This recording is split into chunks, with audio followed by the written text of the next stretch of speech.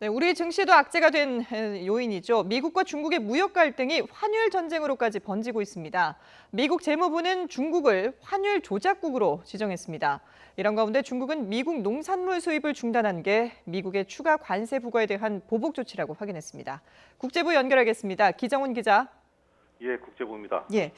자, 오늘 아침 미국이 중국을 환율 조작국으로 지정했다. 이 소식이 전해졌죠? 그렇습니다. 미국 재무부가 중국을 환율 조작국으로 지정했습니다. 스티븐 무누신 미국 재무장관은 현지 시각 5일 성명을 내고 최근 중국이 자국 통화 가치를 떨어뜨리기 위한 구체적인 조치를 취했다며 중국을 환율 조작국으로 결정했다고 밝혔습니다. 무누신 장관은 이 결정은 트럼프 대통령의 권한으로 이뤄진 것이라면서 중국의 불공정한 경쟁을 제거하기 위해 국제통화기금 IMF와 협력할 것이라고 강조했습니다. 무누신 장관은 또 중국이 외환 시장에서 지속적이고 큰 규모의 개입을 통해 통화가치 절하를 용이하게 해온 오랜 역사가 있다고 지적했습니다. 미국이 중국을 환율 조작국으로 지정한 것은 빌 클린턴 행정부 시절인 지난 1994년 이후 25년 만의 일입니다. 이번 결정엔 어제 중국의 위안화 환율이 결정적인 역할을 한 것으로 보입니다. 중국 위안화의 가치는 어제 역 내외에서 모두 달러당 7위안을 돌파해서 사상 최저 수준으로 떨어졌습니다.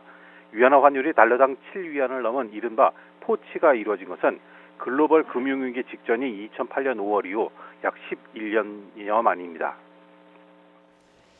자, 이런 가운데 중국이 미국 농산물 수입을 중단한 게 미국의 추가 관세 부과에 대한 보복 조치다라는 점을 확인을 해줬죠. 그렇습니다. 중국 기업의 미국 농산물 구매 중단이 미국의 추가 관세 부과에 대한 보복 조치라는 것을 중국 외교부가 공식 확인했습니다.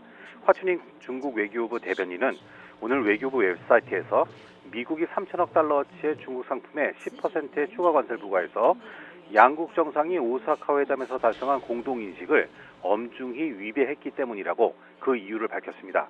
화춘잉 대변인은 국무원 관세세칙위원회가 8월 3일 이후 새로 거래가 승소된 미국 농산물 구매에 대해 추가 관세를 면제하지 않기로 했고 중국 관련 기업들은 이미 미국산 농산물 구매를 중단했다고 말했습니다. 8월 3일은 도널드 트럼프 미국 대통령이 3천억 달러 중국 상품에 추가 관세를 물리겠다고 선언한 날입니다. 농산물의 구매 중단은 중국이 미국에 쓸 수 있는 보복 카드의 하나로 꼽혀왔는데요. 중국 상무부도 오늘 외교부와 동일한 내용의 성명을 발표했습니다. 중국 정부가 국유 기업들에게 미국 농산물을 사지 말라고 지시했다는 블룸버그 통신의 보도가 어제 있었는데요.